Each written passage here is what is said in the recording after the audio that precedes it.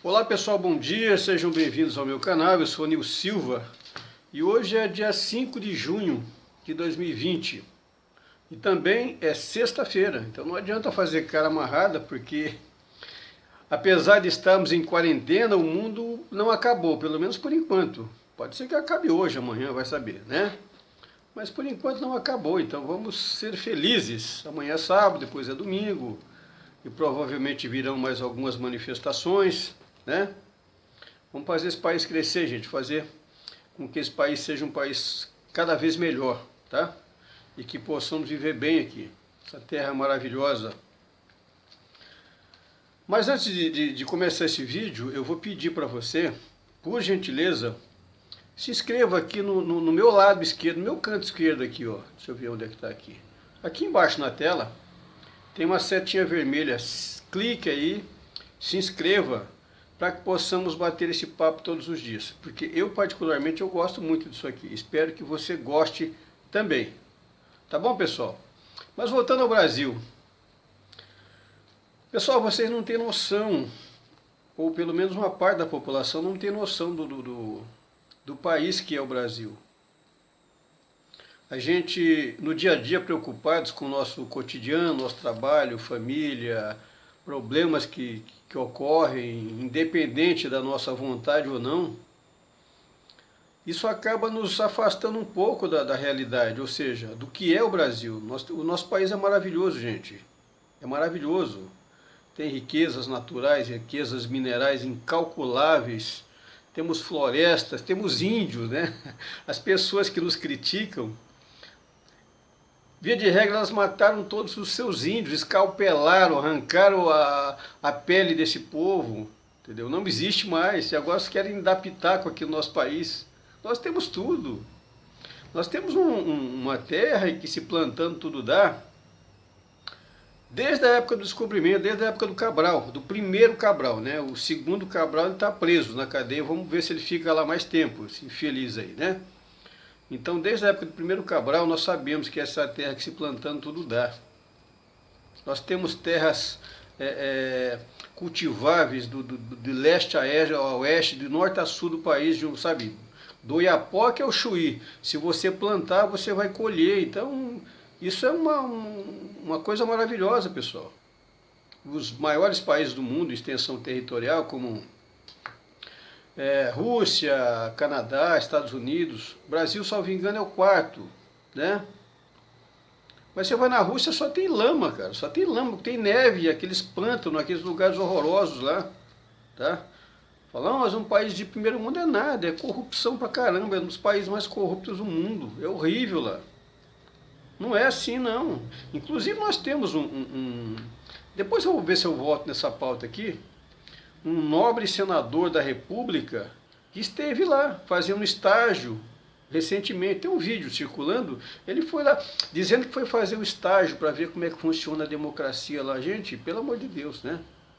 Faz uma pesquisa rapidinho no Google para você saber como é a Rússia, sabe? Se você não tem algum conhecimento. Lá quem manda é o Putin, o cara está há 30 anos no poder e vai ficar mais ainda. É uma coisa horrorosa. É praticamente uma ditadura. Mas voltando ao clima. É um clima difícil, muito gelo. Aí você vai para o Canadá. O Canadá é um país de extensão enorme, a densidade de população pequena, só tem floresta e, sabe, não tem muita coisa lá. E gelo, né? Gelo e muito gelo. Estados Unidos todo mundo conhece. É um país, é o número 1 e acabou, né? E nós temos o Brasil, que temos coisas que ninguém tem. Por exemplo, não existe um país que tenha uma matriz energética tão privilegiada quanto a nossa. Nós temos a energia elétrica mais limpa do mundo, porque são geradas a partir das águas que temos em abundância, rios em abundância, entendeu? Hidroelétricas, muitas são feitas e muitas ainda poderão serem feitas. Temos potencial para isso. Esse álcool, combustível, que você não dá o menor valor, você vai no posto da mão do cara encher o tanque, você roda a semana inteira, o ano inteiro, sabe? Isso dá em árvore? Não dá em árvore, mas é planta. Nós plantamos e colhemos e fabricamos o álcool. E é um combustível limpo, porque ele polui. Ele polui com tanta a quantidade de poluente que ele joga na atmosfera, o processo da planta que retira da atmosfera essa sujeira ou parte dela, né? No processo de fotossíntese e tal. Então acaba gerando um superávit aí. Ou seja, ela limpa mais do que suja, entendeu? Então é energia limpa. E só temos aqui no Brasil. Em outro país que neva não tem condição, porque durante a planta precisa de ser plantada, colhida, processada durante o ano inteiro.